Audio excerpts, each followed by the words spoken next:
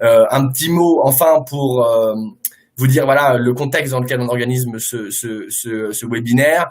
Vous présenter très rapidement IPRA, qui est une entreprise d'économie sociale et solidaire, d'utilité sociale, qui travaille depuis 2015 sur la question de l'émancipation des personnes déficientes visuelles via le numérique. Et en fait, on a voulu construire ce webinaire pour partager notre expérience, pour partager certaines bonnes pratiques avec des professionnels du secteur et pour pouvoir également nourrir un échange de culture professionnelle sur cette question-là.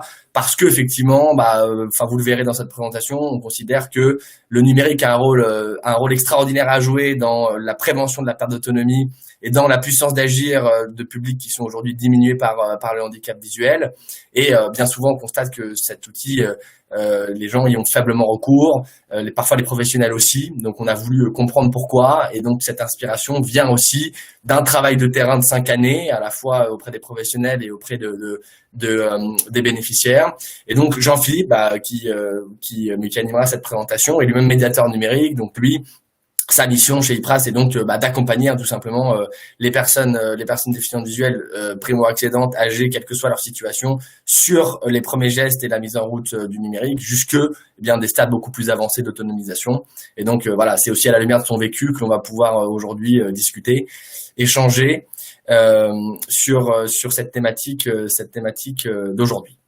On va donc commencer à faire un petit test par un petit sondage pour s'assurer que tout le monde en comprend bien le fonctionnement. Donc, on va lancer ce sondage dès à présent, du coup, dans le canal dédié à droite de votre écran. Le sondage est assez simple. En gros, est-ce que vous prescririez un ordinateur pour une personne déficiente visuelle primo-accédante, donc qui ne connaît ni le clavier ni la souris, ou âgée de plus de 70 ans? Et en fait, vous pouvez, du coup, en cliquant sur le canal sondage, vous pouvez d'ores et déjà répondre. En fait, c'est un petit test effectivement qui va vous permettre, qui permet de s'assurer que chacun en comprend le bon fonctionnement. Et on se permettra, je pense, de commenter ces résultats au fur et à mesure de la présentation et puis à la fin, in fine. Donc là, on voit pour l'instant que sur les 17 personnes présentes, on a donc 4 personnes qui disent plutôt oui, 5 personnes qui disent plutôt oui, une personne qui dit plutôt non, 2 personnes qui disent plutôt non. Pour l'instant, sur les 17 qui sont présentes. Donc, ce qui va être intéressant, c'est justement, on voit que les opinions sont partagées. Il y a des personnes qui diraient non. On voit là, ça s'équilibre, c'est plutôt 50-50. 50% diraient plutôt oui, 50% plutôt non. Voilà, là, on est à l'égalité parfaite. 5 votes de chaque côté. Ce qui va être justement intéressant, c'est d'échanger du oui vers le non, comprendre ceux qui disent non, pourquoi est-ce qu'en fait ils disent non aujourd'hui, et on va essayer de rediscuter un peu les sensations, les opinions de chacun, etc. à la lumière de la présentation qui va être faite par Jean-Philippe. Donc on s'arrête là pour ce sondage. On voit bien que les opinions sont partagées. 50% pensent que c'est une technique adaptée aux personnes âgées ou primo-accédantes, tandis que la moitié considère que ce n'est pas le cas. Voilà, merci encore. Moi, je passe la main du coup à Jean-Philippe. On va du coup faire défiler une présentation et donc partager l'écran de cette présentation. Il faut donc que je clique ici et là je fais partager l'écran. Voilà, donc d'ici quelques instants vous devriez du coup avoir accès à l'écran d'IPRA. Et on va du coup lancer cette présentation. Voilà. Je vous souhaite un très bon webinaire et puis je vous dis à tout à l'heure parce que je viendrai sur la séance de restitution. Voilà, merci à tous et à tout à l'heure. Eh bien, bonjour à tous, et donc merci d'être présents. Alors, on est sur quelle slide là? On a une, ok. Du coup, pour repartir d'une base, effectivement, donc Corentin vous a présenté IPRA, donc je m'y attarderai pas, simplement je redis un petit peu ce qui fonde aujourd'hui notre partage d'expérience. D'abord, on a pas mal fait de la recherche sur cette question du rôle du numérique dans l'émancipation des personnes déficientes visuelles, y compris des primo-accédantes. Et on a travaillé notamment avec un conseil médical et scientifique qui est composé à la fois d'ophtalmologues, de patients experts, donc issus d'associations comme Retina France, comme Géniris, de médecins ophtalmologues et de chercheurs dans le domaine de la basse vision et de la pédagogie. Ce qui nous a permis aujourd'hui d'accompagner 200 personnes qui aujourd'hui travaille avec le PCI-PRA, le PCI Accès Universel, et c'est cette expérience à la fois fondée sur des travaux scientifiques et sur de la pratique d'expérience que on souhaitait travailler et partager avec vous aujourd'hui. La première chose qui nous a fait agir, c'est l'idée qu'on tombe sur un paradoxe tout à fait problématique aujourd'hui dans ce pays, qui est que 3/4 des déficients visuels ont plus de 70 ans, on a une population qui est à peu près de 2 millions de personnes, on estime, selon certaines études, qu'il y a moins de 20% de personnes qui sont réellement équipées avec des aides techniques. Et ça, c'est assez extraordinaire quand on sait à quel point l'aide technique apporte beaucoup. On le voit d'ailleurs dans ce qui se dit à la télé. Récemment, il y a eu un reportage sur TF1 qui montrait des personnes déficientes visuelles avec leur téléphone, et ça permettait comme ça de garder le lien, de lire, d'écrire, tout simplement de rester autonome dans ses démarches, si jamais on l'était, notamment dans ses achats. Je pense aux achats de Noël, par exemple. On n'a peut-être pas envie de faire ça avec quelqu'un, ou dans ses démarches administratives. Et la conséquence de ce paradoxe, eh bien, c'est que la perte de vue aujourd'hui, malgré tout cela, est perçue très souvent comme un drame qui peut conduire au suicide. D'ailleurs, on a des gens malheureusement à qui ont suivi cette trajectoire, notamment des gens âgés. Et dans tous les cas, une forte diminution de l'espérance de vie en bonne santé, puisque les études montrent qu'après 70 ans, dès lors que le handicap sensoriel entre en ligne de compte, on finit par se retrouver avec une forte diminution de l'espérance de vie. Alors, je vous propose qu'on fasse ici un deuxième sondage qui nous permet d'accéder. Le sondage étant comment vous comporteriez-vous du coup s'il fallait prescrire ou recommander en tout cas une aide technique aujourd'hui, un ordinateur. Donc là, je vais laisser Clara reprendre la main sur ce sondage, du coup, peut-être, qui est avec moi. Bonjour à tous.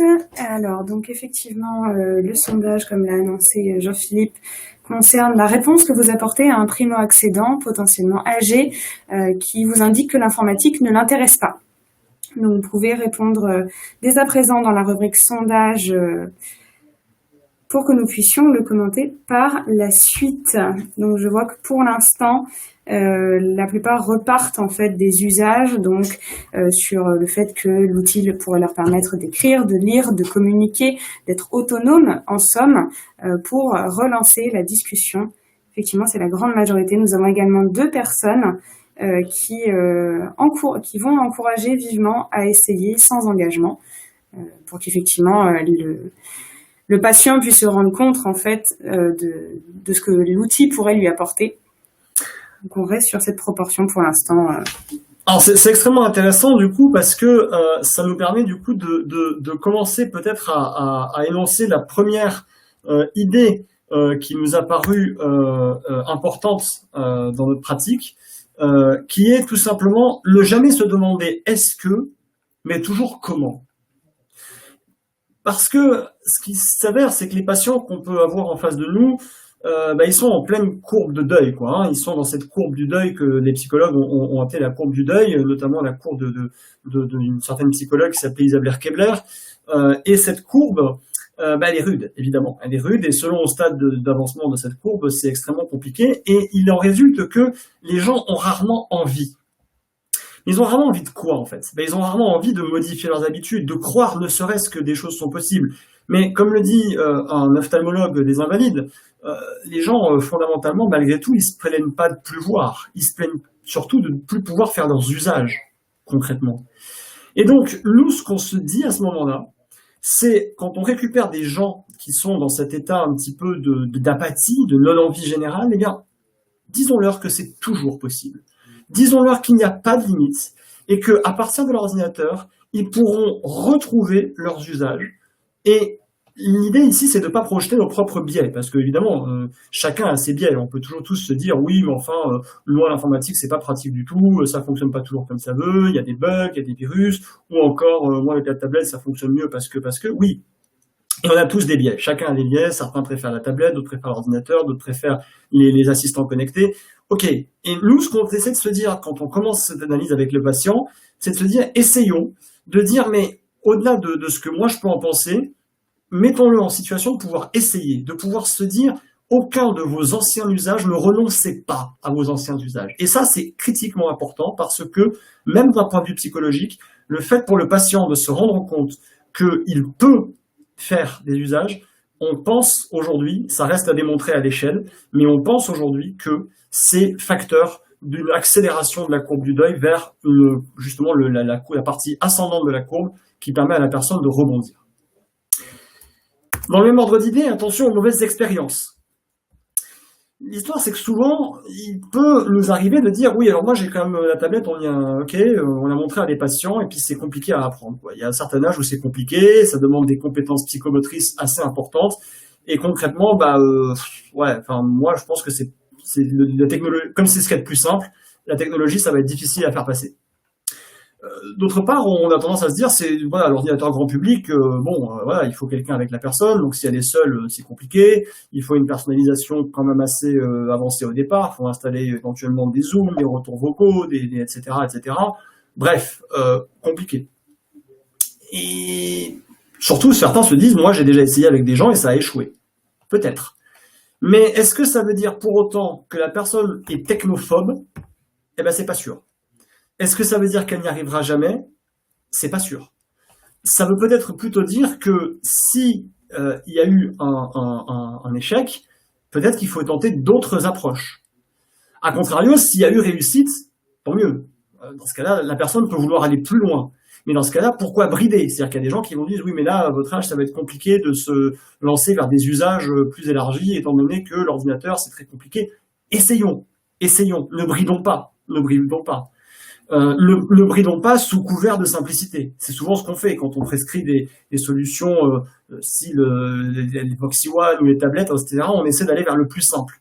Oui, mais peut-être que la personne peut plus si tant est qu'elle en perçoit l'éventualité, la possibilité.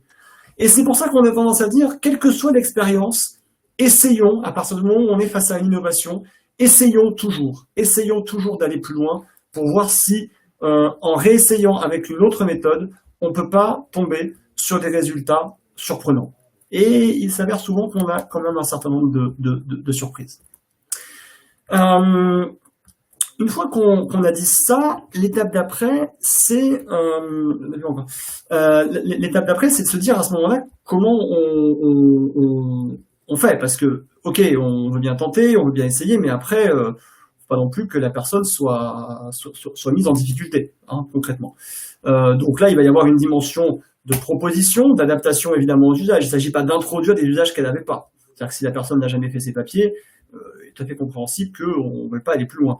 Par contre, là où la question se pose, c'est si ces usages existaient, la personne va dire j'y renonce pour telle ou telle raison, soit. C'est là où ça n'est pas du tout une fatalité. Alors, ce qu'on propose du coup, en complément de ce qu'on était en train de se dire là, c'est essayer, oui, mais pas n'importe comment. Si vous mettez entre les mains de quelqu'un un ordinateur, en lui disant on va vous montrer 2-3 trucs et puis après vous nous direz si ça correspond à ce que vous voulez, notamment si la personne est dans un stade de perte de vue avancée, vous allez vous retrouver avec quelqu'un qui va vous dire ouais non mais là moi je peux pas, c'est beaucoup trop compliqué, je ne m'en sors pas. Parce que le système de représentation entre la personne qui peut utiliser une souris et la personne qui n'a plus cette possibilité du fait de sa vue, ça a des effets considérables d'un point de vue usage. Et donc si on la laisse un peu comme ça en mode on fait un petit suivi rapide, ça n'ira pas. Ce que nous on propose du coup, c'est pas d'acheter notre matériel, mais c'est plutôt de mettre à disposition. C'est-à-dire qu'on met à disposition des ordinateurs et on le fait gratuitement. Par contre, dès que la machine arrive, qu'est-ce qui se passe?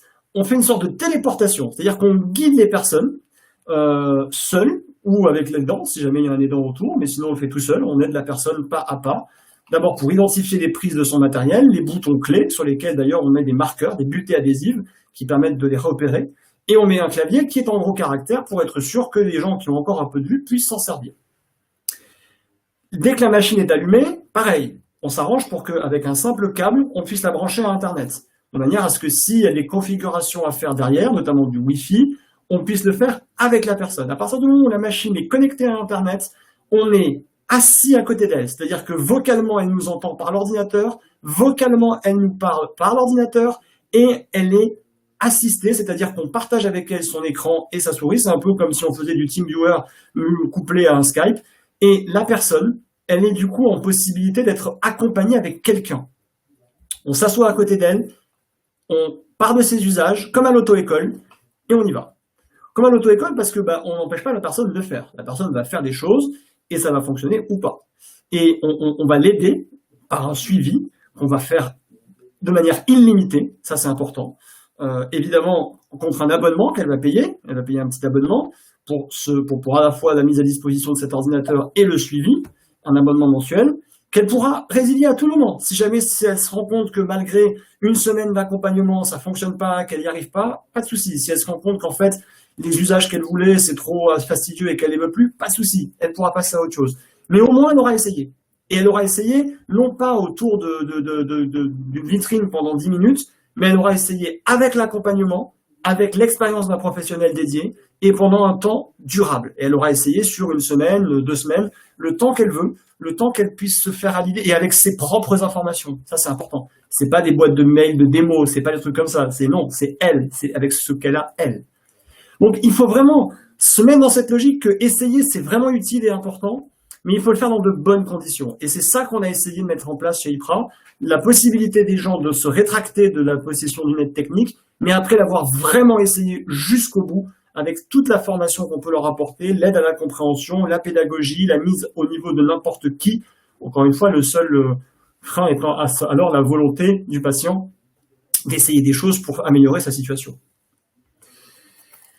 Dans le même ordre d'idée, à ce moment-là, il faut toujours être prudent sur ce que j'appelais les fondamentaux. D'abord, se passer d'une idée qui consiste à dire la maîtrise du clavier, il faut d'abord maîtriser le clavier avant d'aller plus loin. Alors nous, on se dit que de faire ça a un effet tout à fait dissuasif, en particulier sur les adultes, qui voient ça comme quelque chose de très infantilisant, et c'est quelque chose qui est très pénible. Nous, on a une autre proposition à leur faire, quand ils ont l'ordinateur devant eux, c'est voilà, on vous a mis des repères sur la flèche bas, et dans un premier temps, tout comme sur une télécommande, vous allez utiliser juste les flèches, la touche valider et la touche échappe. Et vous allez par exemple pouvoir aller déjà voir le localisateur, qui est un site internet un peu comme VoxyWeb, mais dans une version gratuite. Et pour donner un exemple, on a marqué par des butées adhésives 6 touches sur toutes les touches du clavier. C'est dire à quel point on en a marqué peu. Et l'idée au départ de la personne, c'est de se rendre compte qu'il y en a peu. La reconnaissance vocale aussi, ça on l'utilise. Mais attention, c'est pareil, il faut faire attention. C'est-à-dire que la reconnaissance vocale, tout le monde dit c'est très simple. Et en fait, à l'usage, on se rend compte que c'est simple jusqu'à un certain point. C'est-à-dire que si la personne n'a pas préparé sa phrase, si la personne parle avant d'avoir appuyé sur le bouton, si la personne parle trop tôt, ça marche pas. Et du coup, ça peut conduire à une confusion. Là, l'idée, chez nous, c'est de dire, on va aussi vous montrer comment ça marche. Et c'est pas parce que vous allez échouer que ça veut dire que, attention, là, non, mais c'est tellement simple que si même ça, il n'y arrive pas, il n'y arrivera à rien. Non, c'est pas si simple que ça en fait. On essaie de mettre les choses à leur juste place, ça demande une petite accoutumance quand même, une petite appropriation. Et donc, même la reconnaissance vocale, pour synchroniser donc cette pensée avec le temps de l'enregistrement, ça se forme. Et ça fait partie de cette phase d'essai et d'accompagnement. Donc, c'est la même idée, on essaye ici de partir de choses, mais sans évidence, en accueillant toujours ce qu'il se passe et en adaptant à la personne jusqu'aux limites de l'adaptation qui, pour nous, sont relativement inexistantes. Et du coup, c'est très très important d'arriver à cette idée de mettre la personne en motivation, de la stimuler pour qu'elle essaye jusqu'au bout, jusqu'à ce que vraiment, nous on peut vous le dire, avec notre méthode aujourd'hui, on n'a personne qui s'est désisté. C'est-à-dire que tout le monde a essayé d'aller jusqu'au bout, certains sont passés par d'autres outils comme VocalPress, etc. Même d'ailleurs, on est allé plus loin, mais personne n'a renoncé. Par contre, pour certains, ça demandait du temps. Mais c'est ce temps qu'il faut aussi pour être sûr d'émanciper vraiment les personnes et de réussir. D'autant plus qu'il y a toute une partie psychique. Il faut décomplexer le patient. Et ça, c'est pas facile.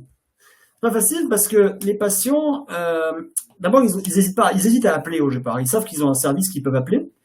Mais voilà, ils savent qu'ils peuvent, mais ils hésitent. Ils disent, ouais, mais j'ai pas envie de vous déranger.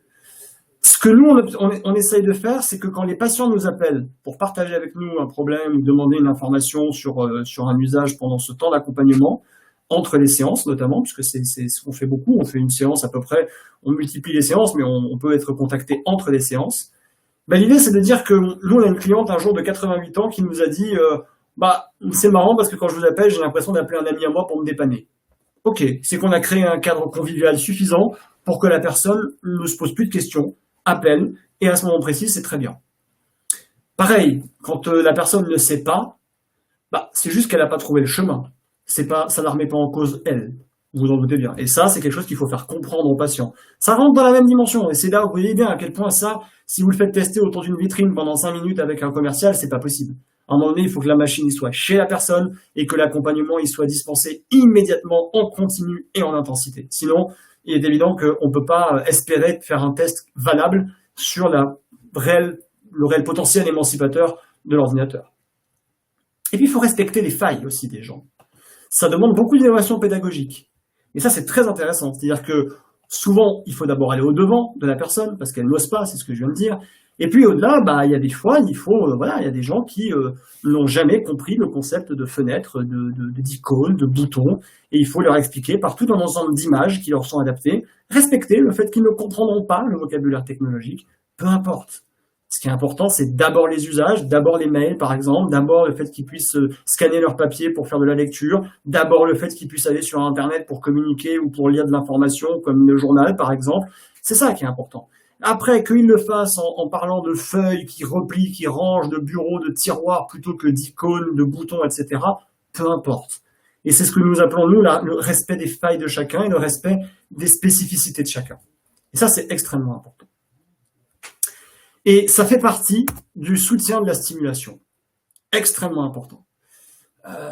L'idée, c'est là encore, il faut être opérationnel le plus vite possible. Nous, on a une cliente récemment, son but, c'était de lire son journal Sud-Ouest. Bon, avant toute chose, il faut qu'elle arrive avec des outils comme le localisateur ou avec des outils comme VocalPress ou avec des outils comme l'ordinateur, en quelques temps, à pouvoir, avec ses flèches de direction et sa touche validée, à lire son journal. Si elle arrive à se rendre compte qu'après un effort relativement mesuré, elle atteint déjà un premier objectif, ça va lui demander, la maman elle me dit, mais maintenant moi j'aimerais faire les mails, répondre, des pièces jointes, etc. Très bien, la dynamique est lancée, on peut y aller. Et les usages commencent à s'ouvrir, l'envie d'autonomie commence à revenir, et à ce moment précis, on commence à avoir réussi le pari. Mais ça c'est pareil, ça ne peut pas se réussir sans cette phase d'accompagnement intense et sans cette phase d'essai pour rassurer la personne sur la possibilité qui est la sienne de revenir en arrière, mais quand même de faire l'effort, de s'ouvrir vers les nouvelles façons de faire ce qu'elles ont l'habitude de faire. Et si on arrive à provoquer ça, on a provoqué l'essentiel du processus de réadaptation, en tout cas en amorçage, parallèlement à tout ce qu'il y a autour. Et puis, aussi ce sentiment d'inclusion, c'est très important ça pour les personnes. C'est très bien de savoir pour elles qu'elles ne sont pas seules à avoir fait ce parcours qui démarre de j'ai mis 3 quarts d'heure à trouver le bouton d'allumage jusqu'à j'allume mes mails. C'est important qu'elles se rendent compte qu'elles ne sont pas seules. D'autres ont fait ce parcours et ils sont arrivés. Et du coup, constituer une communauté autour de gens qui ont essayé et de leur retour est quelque chose d'important. C'est pour ça que nos clients, quand ils sont avec nous, dans ce cadre qu'on vient d'évoquer, ils sont dans une communauté qui leur permet d'échanger en permanence. Et d'ailleurs, ça a des effets tout à fait collatéraux sur la vision de leur handicap, les discussions sur leur déficience visuelle, et ça crée des perspectives tout à fait inouïes. L'idée aussi, enfin, c'est pour toujours dans l'entretien stimulant de la personne, de créer un environnement prévisible. C'est l'objet de notre PC. C'est-à-dire que l'idée, ça a été de créer quelque chose de rassurant et d'accessible d'emblée. On allume l'ordinateur, on a un retour vocal. Ah, ok, déjà, je vais pas être en difficulté pour lire. Un retour vocal qui parle pas trop vite, qui a une voix agréable. Et puis, un environnement prévisible. On va pas se retrouver à redémarrer et c'est plus au même endroit parce qu'il y a eu une mise à jour. Ou alors, il y a une notification qui est passée, j'ai pas compris. Non. Tout ça est très sobre. Ça veut pas dire qu'on va pas utiliser des standards, comme Firefox, des choses comme ça, mais, ou Chrome même d'ailleurs, Skype et autres logiciels. Mais faisons-le dans un environnement prévisible qui soit rassurant pour la personne. Et ça, c'est extrêmement important parce que c'est, à notre avis, ce qui participe fondamentalement du succès du test, de l'essai, tout simplement, de l'expérience utilisateur. Et c'est avec ça que la personne ira en confiance chercher de nouveaux usages. Alors, comment on peut faire? Évidemment, quand on est professionnel, la vraie difficulté, c'est de dire, oui, mais alors attendez, parce que tout ça est bien sympathique, mais nous, on a des séances quand même très limitées, ce qui est compréhensible. Et la perte de vue a des conséquences qui vont bien au-delà des usages permis par le numérique. On pense à la locomotion, on pense aux activités de la vie quotidienne, faire sa cuisine, ranger ses vêtements, évidemment, c'est clair. Et le temps est limité, toujours, parce que il Il y a beaucoup de gens, donc on a 1 heure par semaine, on a peut-être un peu plus parfois. C'est pour un professionnel, c'est très difficile de dire, mais alors attendez, parce que là, ce que vous demandez, c'est un niveau d'accompagnement que je ne peux pas assurer parce que, c'est pas possible, en fait. C'est juste pas possible. Nous, ce qu'on a tendance à vous dire là-dessus, c'est que, oui, c'est chronophage. Et, essayons pour peut-être justement de collaborer dans cette démarche ensemble, puisqu'on a un intérêt commun. Typiquement, pour les gens qui sont en début de cycle, notamment qui sont en train de perdre la vue, qui se posent encore beaucoup de questions, on organise des ateliers téléphoniques gratuits qui permettent aux gens d'échanger sur leur handicap. C'est 2 séances à peu près. On les appelle par téléphone chez eux et ils se retrouvent dans un cadre collectif avec d'autres personnes qui ont aussi ce parcours et un animateur. Et on discute déjà de leur handicap. Où est-ce qu'on en est? Comment c'est perçu? Quelles sont les perspectives? Quels sont les moyens existants? Parce que les gens manquent beaucoup d'informations. Quels sont les professionnels ressources? Comment on peut s'appuyer dessus? Quels sont les trucs et astuces possibles? Les associations, etc. Donc ça, déjà, nous, on intervient au tout début de ce stade pour orienter les personnes au maximum et accompagner par ce travail un peu plus, je dirais, collectif, le processus qui doit faire partie de l'émancipation de la personne qui est en train de perdre la vue. De la même façon, parce qu'on évoquait tout à l'heure, c'est-à-dire le principe de on met à disposition l'ordinateur gratuitement et on accompagne la personne, ça on peut tout à fait le faire. C'est-à-dire qu'il est tout à fait imaginable, et ça nous est d'ailleurs arrivé dans un cadre scolaire, que l'ergothérapeute se concentre sur les éléments qui lui paraissent les plus disponibles en fonction du temps, c'est-à-dire oui, la vie quotidienne, ou même sur l'ordinateur d'ailleurs, est-ce que je peux améliorer l'identification de certaines choses au clavier, est-ce que je peux améliorer telle ou telle chose, et puis voilà, je montre aussi à la personne 2-3 ressources pour qu'elle puisse avancer, et nous nous occupons parallèlement de ce suivi beaucoup plus long, beaucoup plus chronophage sur la durée entre les séances. Et il est même fréquent que entre les ergothérapeutes et nous, il y a un dialogue qui se met en place où, en gros, l'ergothérapeute nous dit elle aimerait faire tel usage, on la montre à la personne entre les séances, et il y a l'ergothérapeute qui vient à la sortie, entre la séance suivante, regarder comment ça s'est passé, faire un point pour améliorer l'ergonomie de telle ou telle façon de faire les choses, et qu'elle montre à la personne comment, par exemple, faire la jonction entre le classement des documents papier versus le classement numérique pour gérer son identité numérique. Donc, cette collaboration est tout à fait possible et elle va aider le patient parce que il va être à la fois sous le contrôle nécessairement ponctuel d'un professionnel, évidemment, puisque, voilà, encore une fois, vous les voyez pas à temps plein, à part dans des structures bien spécialisées et qui sont très rares en France, il n'y en a même pas 2, donc forcément, c'est très compliqué. Et le temps qu'on peut passer, nous, en mode spécialisation, c'est-à-dire que nous, on s'occupe des usages permis par le numérique et de tout ce que ça implique en matière de stimulation et de portage au niveau des personnes. Et ce temps-là, on va le passer avec la personne en mode beaucoup plus intensif pour soutenir votre action, soutenir ce que vous faites, pour les emmener vers, justement, la croyance, tout simplement, en leurs propres possibilités et en leur propre continuité des usages. Et ça, c'est extrêmement important. Voilà donc du coup notre pratique, c'est ça qu'on voulait partager avec vous, qui nous a permis aujourd'hui d'accompagner, comme je vous le disais, 200 personnes, souvent seules malheureusement parce que hors des structures médico-sociales, mais de temps en temps en collaboration avec des structures. Je pense notamment au département 19 avec lequel on a travaillé, je pense notamment à des départements dans le Val-de-Marne, bref, il y a des endroits où on a collaboré avec des structures. Et je peux dire avec fierté que ça s'est toujours bien passé parce que à chaque fois, comme on est sur un suivi extrêmement régulier et en collaboration avec des professionnels et avec le patient, on arrive à savoir où sont les blocages, où sont les enjeux, et souvent les gens se sont aperçus que il y avait des usages qu'ils imaginaient plus possibles qu'ils deviennent, il y avait des usages de lecture qu'ils avaient cru de plus en plus loin qu'ils redeviennent. Et souvent, ça a permis, notamment je pense là à un monsieur de 83 ans dans l'Est de la France qui m'a dit, quand je lui ai exprimé tous les usages qu'il allait pouvoir avoir les premières fois, il m'a dit que Dieu vous entende. Écoutez, Dieu l'a entendu puisque maintenant il sait répondre à des mails, il sait aller sur ses comptes bancaires et il sait regérer alors qu'il avait confié tout ça à ses enfants et qu'il commençait à très sérieusement perdre le moral suite à ces évolutions visuelles qui le faisaient affreusement souffrir. Donc je pense que oui, on peut mettre tout le monde au numérique, pour autant qu'on le laisse s'essayer, qu'on soit dans l'ouverture la plus totale, pour autant que la personne en ait évidemment envie, qu'on ne force pas les choses, on laisse le processus se mettre en place, mais quand même, on incite un petit peu, en mode essayez, et si jamais ça fonctionne pas, c'est pas grave, vous reviendrez en arrière. Ça s'appelle inciter, on n'est pas dans le forcing, en mode acheter, parce que ça, évidemment, c'est plus engageant, la personne est beaucoup moins encline à le faire, et c'est normal. Et par contre, sans forcer, mais en incitant, en donnant ce petit push nécessaire en amont, eh ben, nous sommes convaincus que nous pouvons rendre ça accessible à tous, et en le rendant accessible à tous, on rend les usages accessibles à tous. Et en rendant les usages accessibles à tous, on dédramatise le handicap, et c'est un des enjeux clés qu'on essaye de résoudre dans le cadre de notre recherche et de notre pratique professionnelle avec IPRA, et qu'on essaye de partager avec tous les professionnels. Merci à vous. Donc, je vais maintenant reprendre la main pour les questions. Donc, nous en avons 3 pour l'instant. La première étant plutôt une question de vocabulaire, puisque nous avons Nathalie qui nous demande ce qu'on entend par capacité, qui est donc dans le titre de notre webinaire. Alors, capacité, on entend par là le fait de donner à la personne les moyens de pouvoir faire, lui donner la capacité de faire.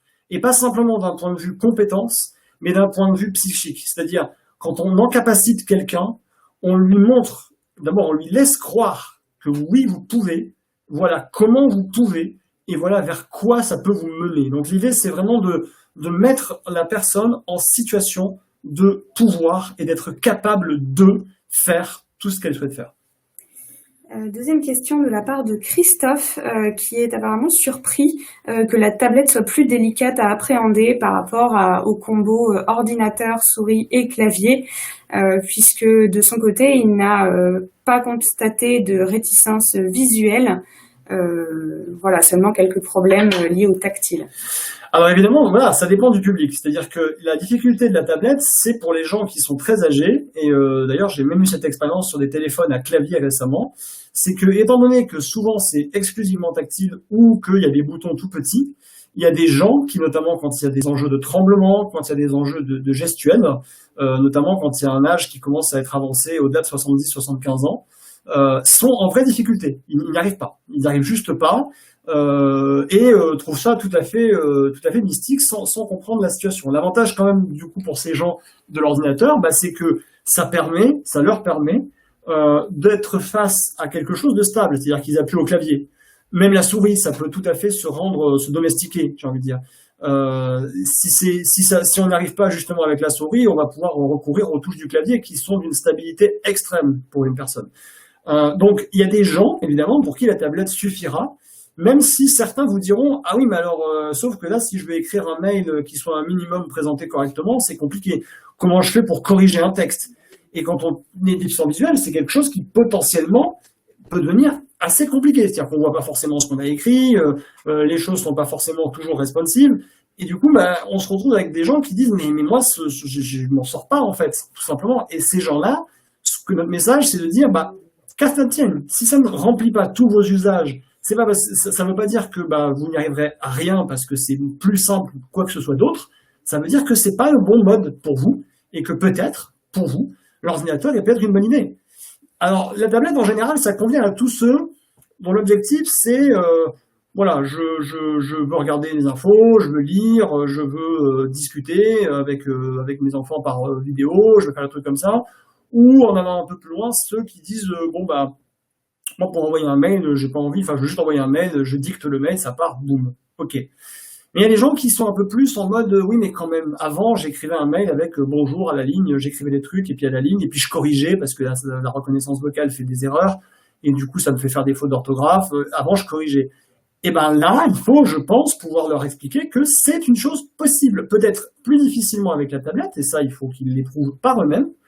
Et si c'est trop compliqué, qu'à cela ne tienne, c'est un matériel qui est compliqué et qu'il faut donc envisager d'autres solutions qui, par leur stabilité due au clavier et due justement au fait que ce soit beaucoup plus ferme que du tactile et beaucoup plus palpable, ça les met dans des conditions plus rassurantes. Et donc pour certains publics, ça peut faire la différence. Et enfin, dernière question pour l'instant de Sophie, qui me demande si le prêt du matériel est possible partout en France et dans quelles conditions, notamment au niveau du coût, du temps d'accompagnement et du relais auprès des ergothérapeutes libéraux. Le prêt est possible partout en France, absolument. Très concrètement, comment ça se passe? La personne souscrit donc chez nous un contrat avec lequel on envoie donc l'ordinateur modulo un dépôt de garantie. Ensuite, elle va donc être sous une sorte d'abonnement, un abonnement à 89 € qui va lui permettre d'avoir un peu comme une box, donc elle a l'ordi chez elle.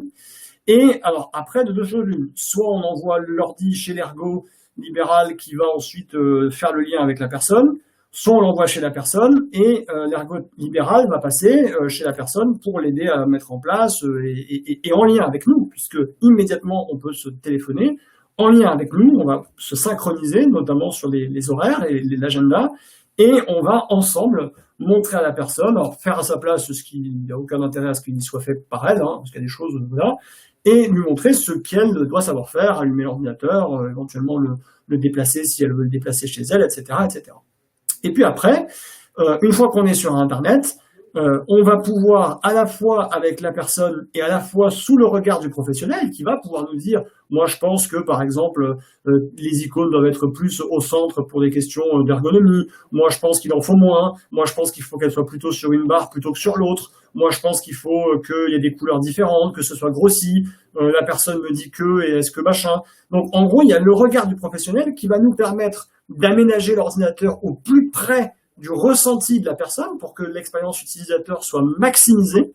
Et dans ce cadre-là, la personne va pouvoir du coup continuer avec l'ergothérapeute à tester des choses et faire des retours. Et c'est vraiment dans un dialogue à trois que ça va se passer. Et si, au bout d'un moment, l'ordinateur ne convient pas, parce que la personne se dit, écoutez, là, c'est trop d'efforts, ok, ils sont très bien, ils m'accompagnent, mais moi, non, c'est pas possible. Elle va pouvoir rendre l'ordinateur. L'abonnement s'interrompra alors immédiatement et on lui restituera son dépôt de garantie de telle sorte que, évidemment, ça soit totalement indolore pour elle et qu'elle ait pu tester dans de bonnes conditions sans être non plus dans un engagement qui soit potentiellement bloquant. Eh bien, écoutez, c'est tout pour les questions. Pour clore ce webinaire, nous allons lancer 2 nouveaux sondages. Le premier sondage pour savoir si vous encourageriez une personne déficiente visuelle à se faire accompagner par un professionnel de l'inclusion numérique. Et enfin, si suite à ce webinaire, vous avez pu vous enrichir au niveau de votre pratique ou de votre connaissance professionnelle. Les 2 sondages sont publiés, je vous invite donc à y répondre. Très bien, donc la majorité, toutes les personnes qui ont répondu au sondage sur l'encouragement d'une personne déficiente visuelle à se faire accompagner par un professionnel d'inclusion numérique, vous avez répondu oui à 100% et 90% des personnes sortent enrichies de ce webinaire. Une personne a répondu non. Peut-être qu'elle avait déjà les connaissances d'ailleurs. Écoutez, en tout cas, on vous remercie beaucoup et n'hésitez pas à nous contacter si vous souhaitez échanger sur la question. Encore une fois, comme vous l'avez compris, on est dans une démarche qui est tout à la fois de recherche et de construction ensemble des pratiques dans un monde qui devient quand même terriblement numérique. Donc, n'hésitez pas à nous contacter, à échanger avec nous. Je pense qu'on peut ensemble expérimenter des choses. Encore une fois, pour votre information, on a des ateliers collectifs gratuits mis en place pour les personnes, notamment pour discuter de ces questions du numérique, de leur capacité, etc., etc. Donc ça peut être aussi une première voie de travail commun. Et nous sommes convaincus que c'est par la connaissance mutuelle aussi qu'on progresse, parce que typiquement, il y a des choses que nous, on a pu faire progresser par le retour des ergothérapeutes sur l'interface du système, ou sur des choses, voilà, la reconnaissance vocale, on a fini par l'introduire parce qu'on s'était aperçu que c'était devenu quelque chose d'important. Tout comme en même temps, il a été important pour nous d'échanger avec les personnes, les ergothérapeutes, sur justement les limites que ça pouvait avoir. Et on est arrivé d'ailleurs souvent à des situations assez consensuelles au final, où on s'est aperçu que oui, ok, la tablette c'est fait pour un certain nombre de choses, moins d'autres, l'ordinateur c'est fait pour un certain nombre de choses, moins d'autres. Après, effectivement, on repart toujours de la personne, mais on a aussi réussi à faire avancer l'idée que on repart de la personne, encore une fois, en l'encourageant un minimum, même un peu plus qu'un minimum, toujours est-il, sans la forcer, évidemment. Ça, c'est la clé absolue de tout, et ça, on en est tous conscients, évidemment. Donc merci à tous en tout cas pour votre participation et au plaisir d'un prochain contact ou d'un prochain webinaire et n'hésitez pas à revenir vers nous, ce sera avec grand plaisir. Passez une bonne journée, au revoir.